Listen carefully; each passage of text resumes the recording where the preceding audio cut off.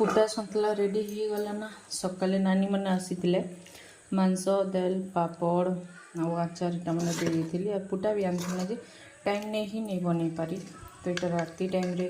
रांधि देचे आउ केते जन अच्छा जेन मैंने कि टोटाली माछ मांस नहीं खन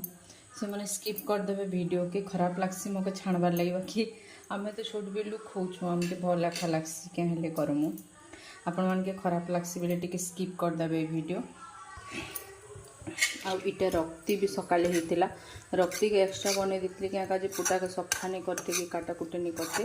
तो ये रक्ति टी भलिया था तो पुटा मिसई कर सुखा कर दियो खेबी कहूछ सकाले रक्ति भजा भी सबके दिल्ली खाबार लगी सबे खाइले।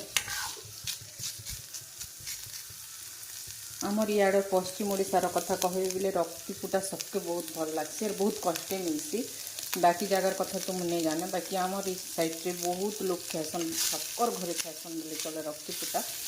रक्ति पुटा गोड़ मूड़ सब मिसेकर बनाले खूब टेस्ट लगसी तो यहाँ नहीं मिले आज मिलीगला बेले धरी आनले